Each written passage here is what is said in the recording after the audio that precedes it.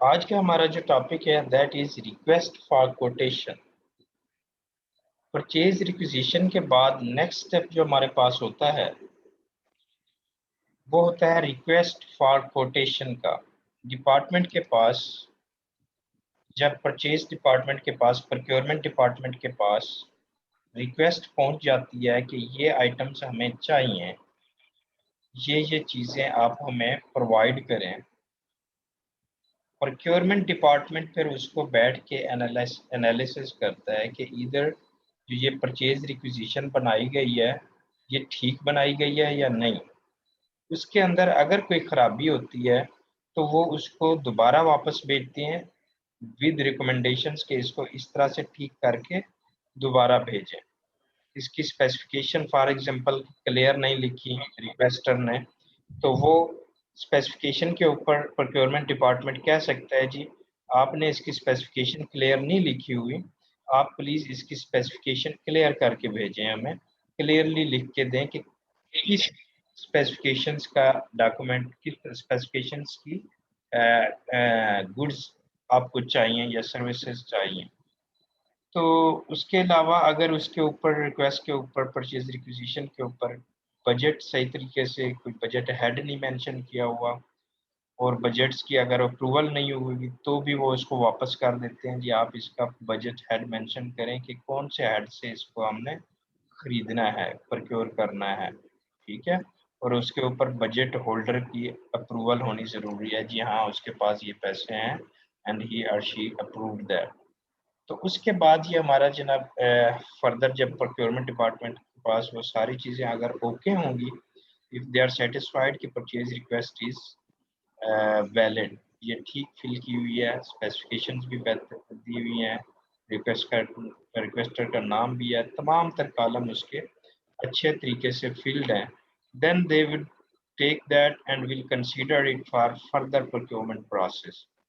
उसके बाद अब प्रोक्योरमेंट डिपार्टमेंट का काम है कि दे विल सी कि उसकी ऑर्गेनाइजेशन की पॉलिसी क्या कहती है कि ये अगर 1 मिलियन की रिक्वेस्ट आई हुई है, 10 मिलियन की रिक्वेस्ट आई हुई है, 100 मिलियन की आई हुई है, तो उसके लिए उनको कौन सा प्रोक्योरमेंट प्रोसेस अडॉप्ट करना पड़ेगा।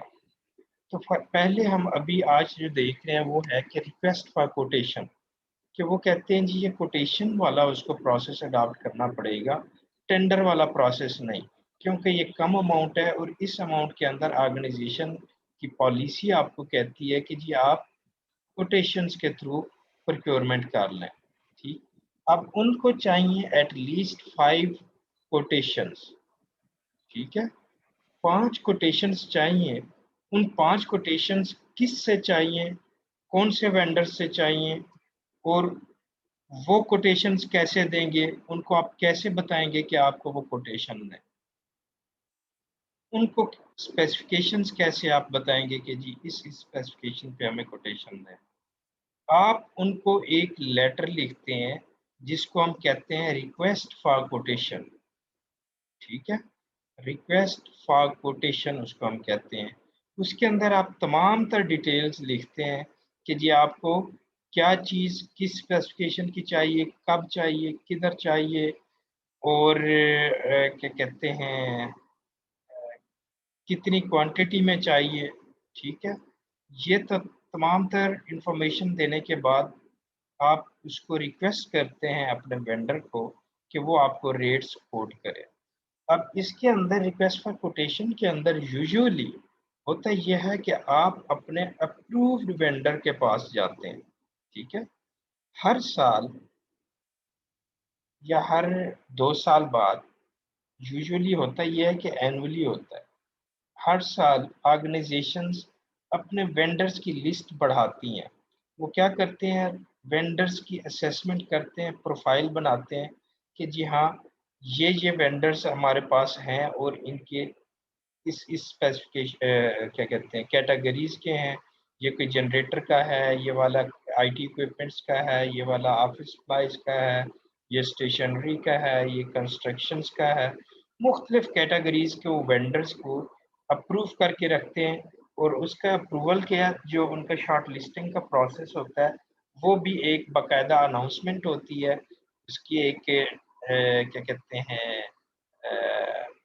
अब न्यूज़पेपर के अंदर अनाउंसमेंट आती है, इश्तिहार आता है और कंपनीज अपनी अपनी प्रोफाइल्स जमा करवाती हैं और फिर एक कमेटी बैठती है, वो उनमें से उन वेंडर्स को शॉर्टलिस्ट करते हैं और फिर अप्रूव करते हैं कि अच्छा जी ये वेंडर्स इस कैटेगरी के लिए ओके हैं, परफेक्ट हैं और इनको हम फर्दर कंसीडर कर सकते हैं रिक्वेस्ट फॉर कोटेशन के लिए और कोटेशंस के लिए। तो ये होता है अप्रूव्ड वेंडर प्रोसेस के वेंडर्स को आपने अप्रूव कैसे करना है। अब जब आपके पास अप्रूव्ड वेंडर लिस्ट मौजूद होगी कि आपके पास इस कैटेगरी के कितने वेंडर्स मौजूद हैं, किस किस जगह पे मौजूद हैं, तो आप उन वेंडर्स को जो उस कैटेगरी के होंगे, फॉर एग्जांपल आपको लैपटॉप्स की परचेज रिक्वेस्ट आई है कि आपने यूनिवर्सिटी स्टाफ और फैकल्टी के लिए 1000 लैपटॉप्स प्रोक्योर करने हैं। आपके पास 1000 लैपटॉप की अगर रिक्वेस्ट आई है और अगर वो रिक्वेस्ट फॉर कोटेशन प्रोसेस के अंदर फॉल करती है और आप रिक्वेस्ट फॉर कोटेशन के प्रोसेस में जा रहे हैं, तो आपने देखना है कि आपके अप्रूव्ड वेंडर लिस्ट के अंदर आईटी लैपटॉप्स, कंप्यूटर्स के कितने वेंडर्स हैं जो अप्रूव्ड हैं। वो फॉर एग्जांपल 10 हैं, 20 हैं, 15 हैं, तो आप उन तमाम को एक लेटर लिखते हैं जिसको हम कहते हैं रिक्वेस्ट फॉर कोटेशन और उसके अंदर आप ये चीज़ें लिख देते हैं जी, आपको कौन सी चीज़ कितनी, किस तरह की, किस डिटेल्स की, किस स्पेसिफिकेशन की, कब, किधर, किस वक़्त चाहिए होगी। प्लीज़ इसका आप रेट लिखें। इसका हमें आप कोटेशन दें, आप अपनी ऑफ़र दें कि आप हमें कितने में डिलीवर कर सकते हैं, ठीक है जी? और request for quotation must should be filled properly, जितनी वो प्रॉपर फिल हुई होगी, स्पेसिफिकेशन क्लियर होगी, उतने आपको ज़्यादा कह सकते हैं कि कंपेटिटिव रेट्स मिलेंगे, ठीक है? आपका वेंडर सप्लायर उतना ज़्यादा क्लियर्ड होगा और आपको उस आपकी एक्सपेक्टेड क्वालिटी की, एक्सपेक्टेड स्पेसिफिकेशंस की जो चीज़ होगी, उसी के आपको रेट्स वो कोट करेगा, ठीक है? उसके अलावा जनाब आप उसमें ये भी लिखते हैं कि इसके अंदर आपका सिलेक्शन क्राइटेरिया क्या होगा, आप कौन-कौन सी बुनियादों के ऊपर वेंडर को ऑर्डर को प्लेस करेंगे। आप उसमें ये कह सकते हैं जी हमारे सिलेक्शन क्राइटेरिया में अर्ली डिलीवरी है, जी हमारे पास टाइम बड़ा शॉर्ट है, अर्ली डिलीवरी होनी चाहिए, प्राइस होनी चाहिए और आप कह सकते हैं कि वो किसी आईटी बोर्ड से सॉफ्टवेयर आईटी सॉफ्टवेयर बोर्ड से उससे भी वो एफिलिएटेड या अप्रूव्ड होना चाहिए या किसी इंजीनियरिंग काउंसिल से अप्रूव्ड होना चाहिए। तो इस तरह से या किसी आप कह सकते हैं जी फॉर एग्जांपल ऑथराइज्ड डीलर होना चाहिए उस लैपटॉप का, एचपी का, डेल का, ठीक है? तो उनका ऑथराइज्ड डीलर होना चाहिए। तो ये 3-4 चीज़ें आप उसमें मेंशन कर देते हैं जी सिलेक्शन क्राइटेरिया के अंदर हम प्राइस के साथ-साथ ये चीज़ें भी देखेंगे और उनकी ये वेटेज है। प्राइस को हमने 40% वेट देना है और स्पेसिफिकेशंस को हमने 30% वेट देना है और आप कह देते हैं जी 20% हमने देना है कि जो ऑथराइज्ड डीलर अगर अप्लाई करेगा तो 20% उसको हमने वेटेज देना है, ठीक? तो इस तरह से आप करके 100% उसकी वेटेज को डिवाइड कर लेते हैं और ये आप लिख देते हैं रिक्वेस्ट फॉर कोटेशंस में कि हमारा सिलेक्शन का ये क्राइटेरिया होगा, राइट?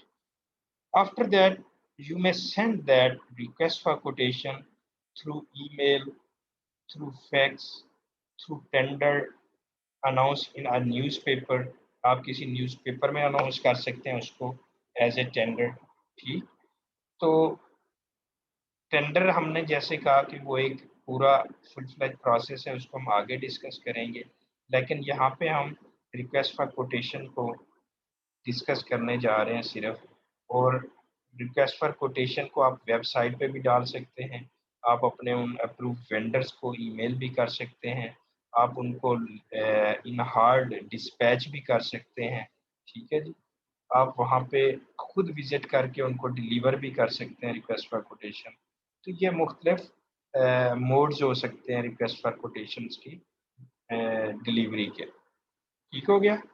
यहाँ तक किसी को कोई एम्बिग्युइटी हो, कोई क्लैरिटी चाहिए हो, आप अभी कह सकते हैं, मुझे क्वेश्चंस कर सकते हैं। You can ask me right now. Clear? आगे चलें? Yes sir. Yes sir. Okay. तो रिक्वेस्ट फॉर कोटेशन का मैं आपको यहाँ पे फॉर्मेट भी दिखाता चलूँ कि हमारे पास रिक्वेस्ट फॉर कोटेशन के फॉर्मेट की अगर हम बात करें, जी स्क्रीन के ऊपर आपको शो हो रहा होगा, is it? Yes sir. Yes sir. हाँ जी, ये है Yes, request sir. For quotation. यहाँ पे आप देख रहे हैं रिक्वेस्ट नंबर आएगा, डेट आएगी, सप्लायर जिसको आप ये रिक्वेस्ट भेज रहे हैं उसका नाम आ जाएगा, उसका टेलीफोन नंबर, उसका फैक्स, ईमेल, कांटेक्ट रेफरेंस।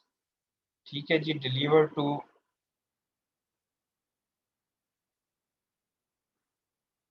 अच्छा उसको आप ये बता रहे हैं कि आपने ये वापस डिलीवर किसको करना है, ABC कंपनी, उसका एड्रेस, उसका कांटेक्ट नंबर, ईमेल, कांटेक्ट आप अपना लिख देते हैं उसमें। रिक्वेस्टर कौन है जी? ऑफ कोर्स वो कंपनी जो ये रिक्वेस्ट कर रही है, उसका एड्रेस और कंप्लीट डिटेल।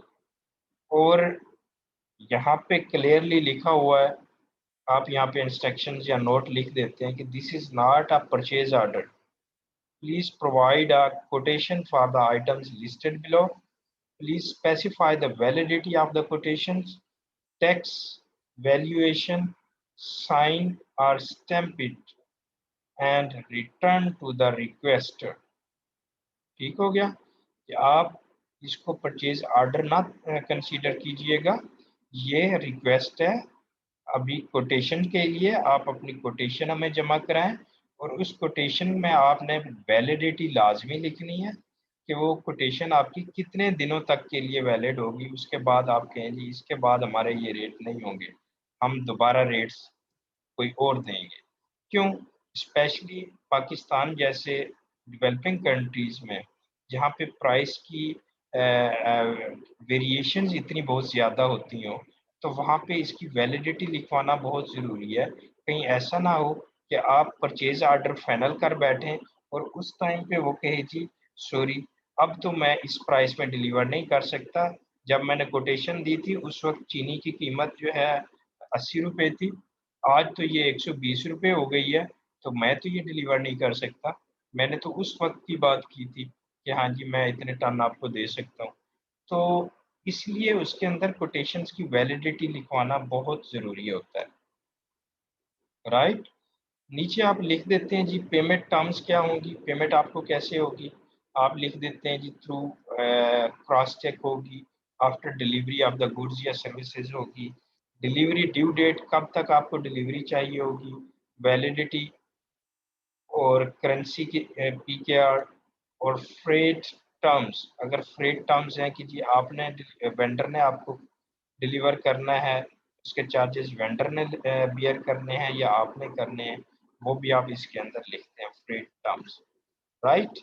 अब यहाँ पे आ जाते हैं हम लाइन नंबर 1 के ऊपर कि आप यहाँ पे आइटम्स की डिटेल दे देते हैं, डिस्क्रिप्शन दे देते हैं। लाइन नंबर 1 है, आप कहते हैं जी डिस्क्रिप्शन के अंदर पेपर रिम चाहिए, A4 साइज चाहिए, 2x10 297 चाहिए, स्लैश लीगल साइज भी चाहिए हमें, 5 रिम चाहिए।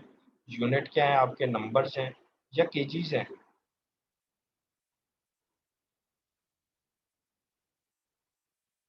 रिम रिम नंबर में आएंगे या किलो में आएंगे? तो नंबर्स में ही आएंगे। नंबर्स में आएंगे। इसका मतलब है जाग रहे हैं आप लोग। आवाज़ नहीं आ रही थी, मैंने कहा शायद सारी। नहीं सर। ओके। उसके बाद then you have to mention the unit price and then total line total. यहीं पे दिया गया है जी ड्राफ्टिंग पैड चाहिए आपको, कैलकुलेटर चाहिए आपको, स्टॉक रजिस्टर चाहिए, बॉक्स फाइल्स चाहिए, बॉल पेन चाहिए, punch, binder, clips, stamp pad, etcetera etcetera. उन तमाम की आप यहाँ पे डिटेल्स लिख देते हैं। बॉल पेन्स यहाँ पे आपने लिख दिया जी piano point 0.8 mm markers dollars, और आपने कह दिया जी 10 डजन्स चाहिए। ये अब डजन्स में हो गया इसका यूनिट। और उसके बाद यूनिट प्राइस और टोटल प्राइस ये आप नहीं लिखेंगे, ये आप ब्लैंक छोड़ देंगे। इसको कौन लिखेगा? इसको फिल करेगा वो वेंडर जो कोटेशन दे रहा होगा, वो इसको फिल कर देगा जी ये यूनिट प्राइस इसकी इसकी इसकी इतनी है, और इसका ये सब टोटल और ये टोटल होगा जो मैं आपको चार्ज करूँगा।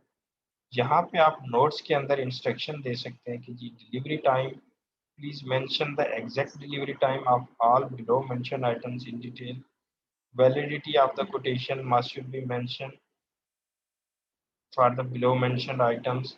आप क्या एक्सक्यूज मी सर। जी जी अस्सलाम वालेकुम सर। सर आप स्क्रीन शेयर कर रहे हैं कोई? जी बच्चे स्क्रीन शेयर हो रही है। सर एक्चुअली मुझे नजर नहीं आ रही, प्लीज इसे दोबारा बाकी शेयर लोगों कर को दें। स्क्रीन शेयर हो रही है? यस सर, हो रही जी है सर। सर। वहाँ यस पे सर, इंटरनेट हो इशू रही है। है। बेटा रही है अपना सर। यस इंटरनेट के सर, कनेक्शन, यस सर, हो रही है। अपना इंटरनेट का कनेक्शन ठीक करें। ओके जी। सर्टिफिकेट आप उसे कह सकते हैं जी please provide copy of your national tax number और सर्टिफिकेट। आप उसको कह सकते हैं जी payment will be release through cross check after the delivery. आप उसको कह सकते हैं जी tax will be deducted as per FBR guidelines. और आप उसको कह सकते हैं जी sample must provide sample of the laptop. और नीचे आप लिखते हैं जी payment will be made through cross check after delivery and checking of the paper and printing quality as per the sample. तो ये आप मुख्तलिफ किस्म की जो इंस्ट्रक्शंस होती हैं वो आप यहाँ पे राइट डाउन कर सकते हैं। ठीक हो गया। अब इसके अंदर ये जो एक टर्म है टैक्स वाली, tax will be deducted as per FBR guidelines, ये बड़ी अहम है। अगर आप ये मेंशन नहीं करेंगे तो वो आपको अगर बगैर टैक्स के रेट्स दे देंगे तो प्राइस में लो हो जाएंगे। डिलीवरी का जब टाइम हो जाएगा और आपको पेमेंट करेंगे तो आपने उस प्राइस में से उसका टैक्स डिडक्ट कर लेना है। आप टैक्स डिडक्ट करेंगे तो वो आपको वेंडर आपका सर फाड़ेगा जी मैंने तो बगैर टैक्स के आपको रेट्स दिए थे।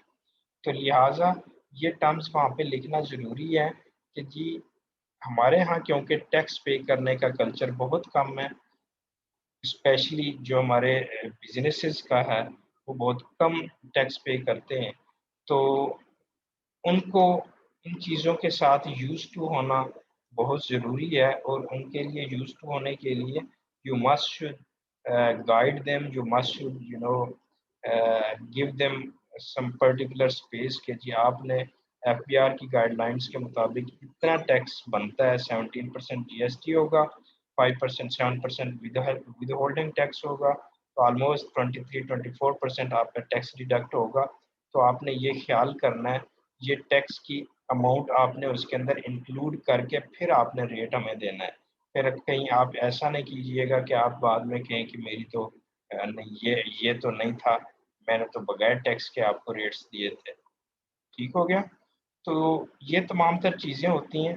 आपकी ये रिक्वेस्ट फॉर कोटेशन बन गई, आप नीचे लिख देते हैं जी वो जो रिक्वेस्टर है वो कौन है, प्रोक्योरमेंट डिपार्टमेंट का कोई भी मिस्टर ABC खान, और आप यहाँ पे ऑथराइज सिग्नेचर कर देते हैं, ये भी अपना प्रोक्योरमेंट डिपार्टमेंट यहाँ पे ऑथराइज सिग्नेचर करता है अपने। और then you will dispatch this to your vendor, अपने सप्लायर को आप ये डिस्पैच कर देते हैं। तो ये है आपकी परचेज रिक्वेस्ट के बाद रिक्वेस्ट फॉर कोटेशन। किसी का कोई यहाँ तक question please? Sir tax rates भी तो हर साल चेंज होते हैं ना? बिल्कुल चेंज होते हैं। सर वो भी टैक्स मेंशन रेट्स करेंगे चेंज होते हैं। अगर टाइम पीरियड इशू हुआ तो? इसलिए तो ये कह रहा हूँ ना, ये टैक्स आप कह देते हैं कि इस एज पर FBR गाइडलाइन, तो FBR की जो गाइडलाइन होंगी उस वक्त की, तो उसी के मुताबिक आप डिडक्शन करेंगे। Yes sir. ठीक है। कोई और क्वेश्चन? किसी और का? फिर मैं क्वेश्चन करूं आप लोगों नो से। सर। आपको कोई होटल की बुकिंग करवानी है तो आप फिर रिक्वेस्ट फॉर कोटेशन कैसे बनाएंगे?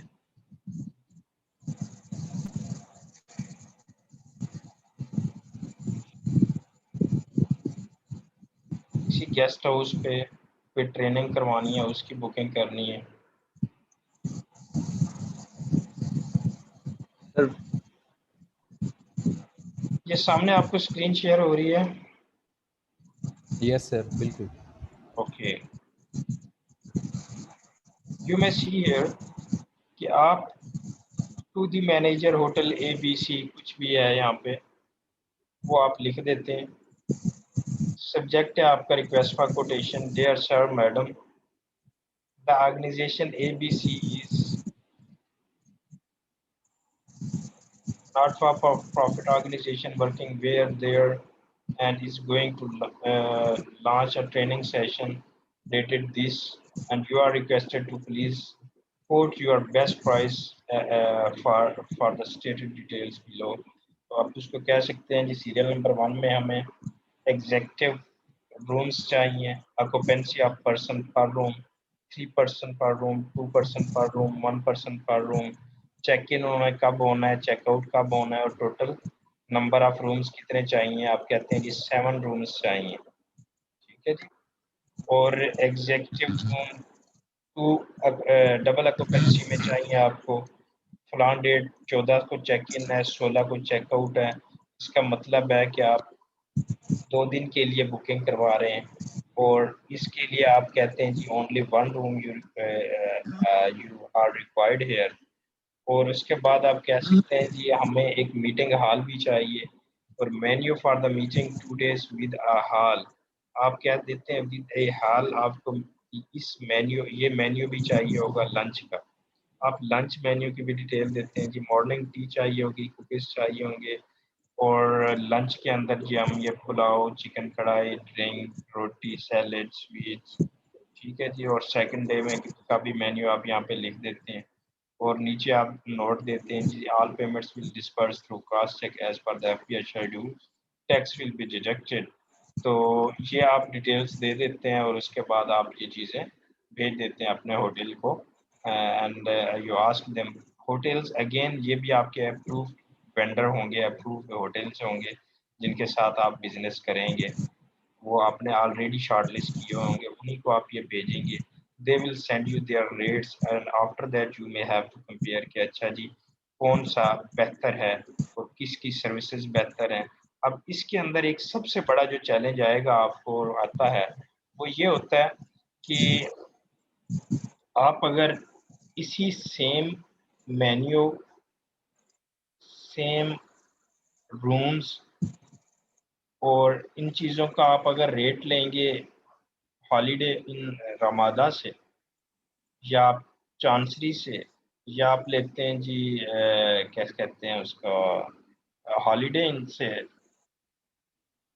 आप कहते हैं ये उसका है फ्लैटी के, तो दूसरी तरफ आपके पास गेस्ट हाउस है, होटल 1 है, कोई शेल्टन टावर है, कोई आप कह सकते हैं जी ग्रेस इन है, कोई इस तरह के होटल्स गेस्ट हाउस टाइप्स भी एग्जिस्ट करते हैं। तो मेन्यू दोनों का एक जैसा होगा, लेकिन रेट्स में ऑलमोस्ट 100% का डिफरेंस आ रहा होगा, ठीक है। क्यों? क्योंकि रामादा की अगर बात करेंगे वो 3 स्टार है यहाँ पे, ठीक। आप अगर आगे चले जाएंगे वो 5 स्टार है, 6-7 स्टार हैं।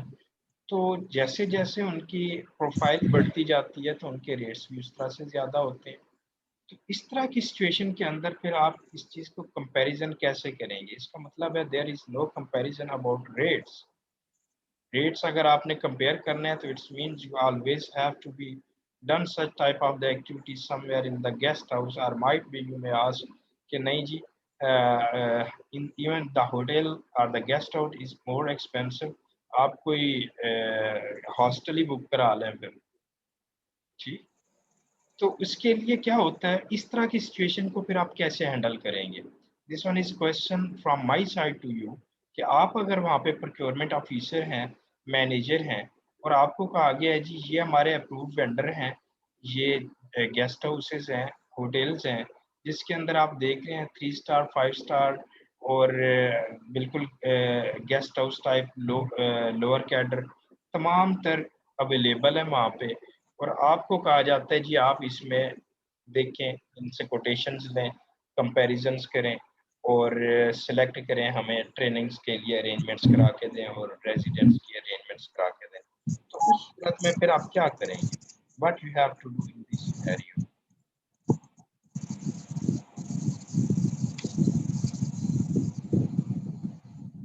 Anyone from you?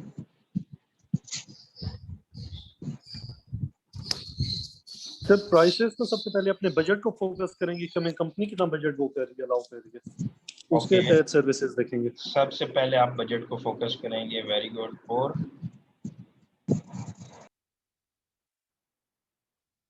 Sir availability देखेंगे, ईज भी देखेंगे जहाँ पे।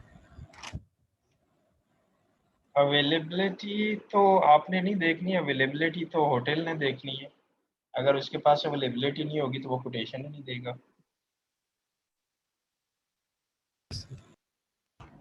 आपने अपने तौर पे पहले कैसे डिसाइड करना है कि कौन कौन से होटल से कोटेशन ली जाए। भेजन ये मैंने अगर रमादा से या मैंने क्या कहते हैं पीसी बूरबन से रेट्स ले लिए हैं और मैंने ये फ्लैटी से रेट्स ले लिए हैं और अब उसको मैं मैच करने जा रहा हूँ यहाँ पे होटल वन से या होटल A1 से या ग्रेसन से किसी भी बंदू खान के साथ, तो क्या ये रेट्स उसके साथ मैच करेंगे? ऑफ कोर्स नहीं करेंगे। सर सर ये तो फिर मीटिंग फैसिलिटीज की। को, बजट को देखा जाएगा फिर फैसिलिटीज।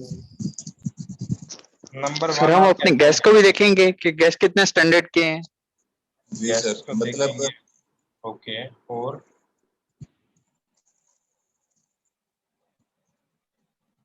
इसके अलावा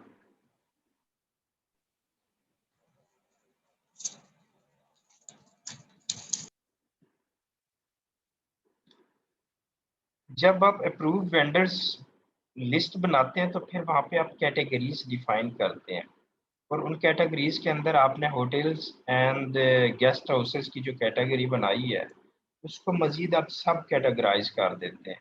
आप कह देते हैं जी ये जो हैं ये ए कैटेगरी के हैं, ये बी के हैं, ये सी के हैं, ये डी के हैं। ठीक हो गया। और आपके पास जब परचेज रिक्वेस्ट आती है तो उसमें उनको आप कह देते हैं जी आपको कौन सी कैटेगरी में कराना चाह रहे हैं।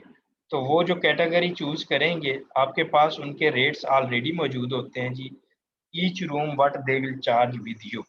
हम उसको फिर आगे लेके जाते होते हैं, उसको हम कहते हैं फ्रेमवर्क एग्रीमेंट। उसको हम आगे इन डिटेल पढ़ेंगे कि आपके पास उनके रेट्स, निगोशिएटेड रेट्स पड़े होते हैं ये, वो आपको पर नाइट ईच रूम इतनी कॉस्ट चार्ज करते हैं। तो आप बता दें ये हमारे पास इस कैटेगरी के हैं, ए के हैं, बी के हैं, सी के हैं, डी के हैं। आपका बजट और आपकी ये ट्रेनिंग किस कैटेगरी में फॉल कर रही है, आप कौन सी कैटेगरी को चूज करना चाह रहे हैं। Requester will let you know कि जी मुझे ये सी कैटेगरी में ट्रेनिंग करवानी है, डी में करवानी है। ठीक है। और उसके बाद आप उन्हीं कैटेगरीज के जो गेस्ट हाउसेस हैं, जो होटल्स हैं, उनको आप कांटेक्ट करेंगे, उनसे आप रिक्वेस्ट फॉर कोटेशंस मांगेंगे and then you may have to compare those one. ठीक हो गया। तब आपके पास कंपेटिटिव रेट्स आ सकते हैं। अदरवाइज आपके पास कंपेटिटिव रेट्स नहीं हो सकते और फिर ऐसा ही होगा कि हमेशा रमादा जो है या जो बड़े होटल्स जो हैं, फ्लैटी जो हैं, पीसी बूरबंड्स जो हैं, वो हमेशा इनसे निकल जाया करेंगे और फिर आप गेस्ट हाउसेस में कराते रहा करेंगे। तो आप बजट्स की अवेलेबिलिटी देखते हुए आपका जो रिक्वेस्टर होगा वो हमेशा उसको डिसाइड करेगा कि उसने किस कैटेगरी के अंदर ये अपनी ट्रेनिंग शेड्यूल करवानी है और उसके पास बजट कितना अवेलेबल है। ठीक हो गया। यहाँ यस तक सर। किसी का कोई yes question? Sir. No sir. No sir. Okay okay.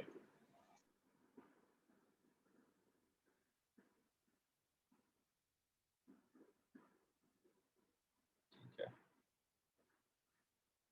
Request for quotation अब आपकी रेडी हो गई। अब आपने क्या करना है जी, रिक्वेस्ट तो आपने कर दी, कंपैरेटिव बिड एनालिसिस। कंपैरेटिव से पहले आपको अब कोटेशंस आनी है। अब यस क्या सर। होगा? कमेटी होगी सर, जो कमेटी वो करेगी डिसाइड। नहीं, पहले कोटेशंस तो आने दें। अब कोटेशन क्या चीज़ है, उसके अंदर कौन कौन सी इंफॉर्मेशन होनी चाहिए and how it's work.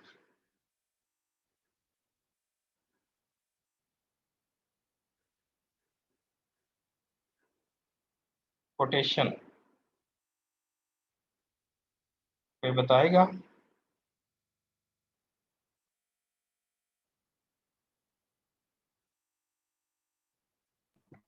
Sir आपकी क्वेश्चन समझ नहीं आई, काइंडली रिपीट कर दें। रिक्वेस्ट फॉर कोटेशन हो गई, उसके बाद अब आपको आनी है नेक्स्ट प्रोसेस, जो क्या है साइकिल, प्रोक्योरमेंट साइकिल में नेक्स्ट स्टेप जो है वो है कोटेशंस का। अब वेंडर ने आपको कोटेशन भेजनी है। अब आप इस वक्त अपने आप को एक वेंडर कंसीडर करें, एक सप्लायर कंसीडर करें। Now you have to put your feet into the supplier shoe. आपने अपने आप को प्रोक्योरमेंट डिपार्टमेंट से निकल जाएं, अब आप सप्लायर बन जाएं। ठीक है, अब आप सप्लायर हैं, आपको कोटेशन देनी है किसी डिपार्टमेंट को, but how you have to do that, आपको वो कोटेशन कैसे बनानी है।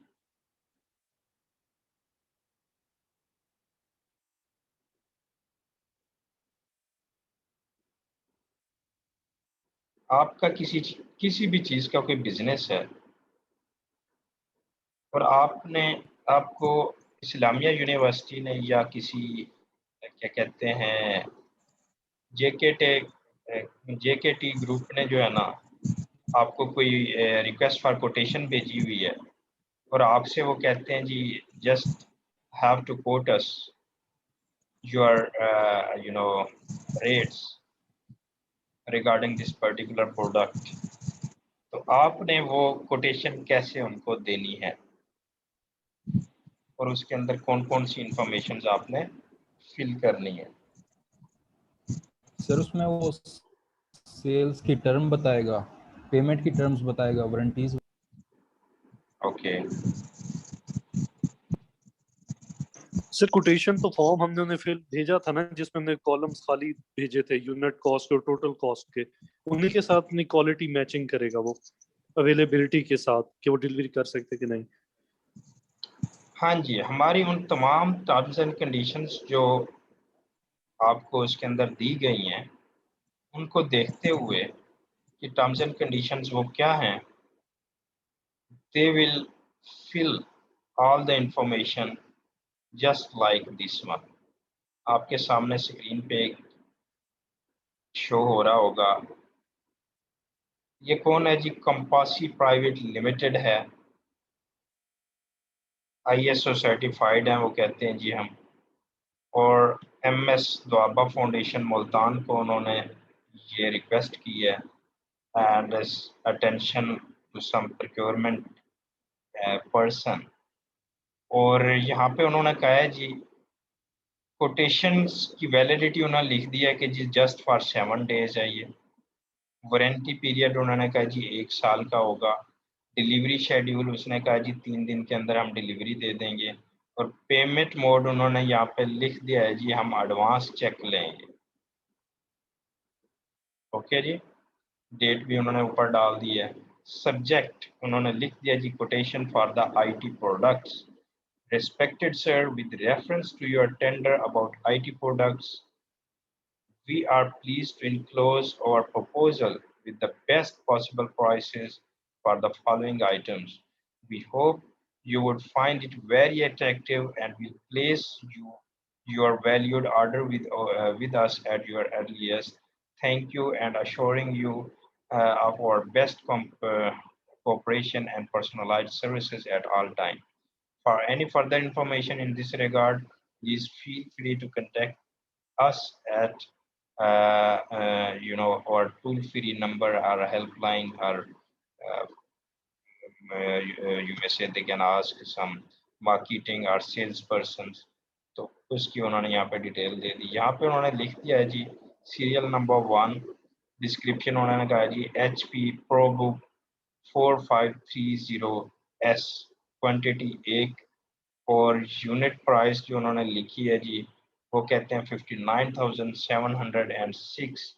IT टैक्स उन्होंने कहा जी 3.5% पेड होगा, GST ये होगा, तो टोटल प्राइस इसकी जो बनेगी 69,258 होगी। ठीक हो गया जी।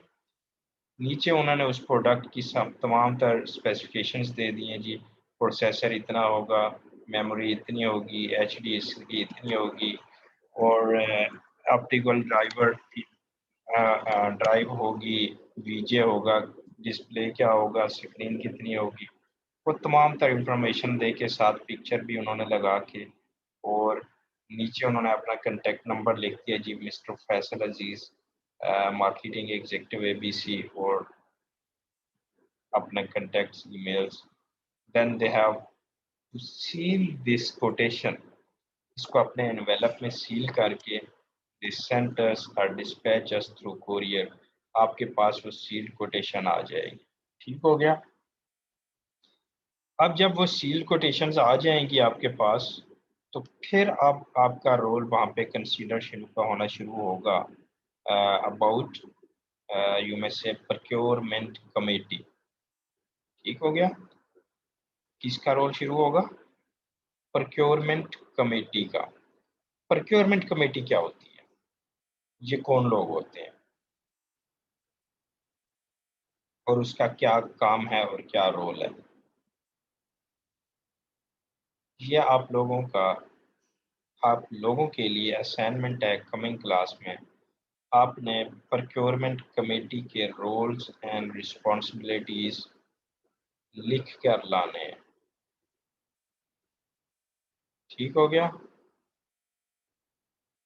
Role right sir. and responsibilities of procurement committee। Yes sir. ठीक है।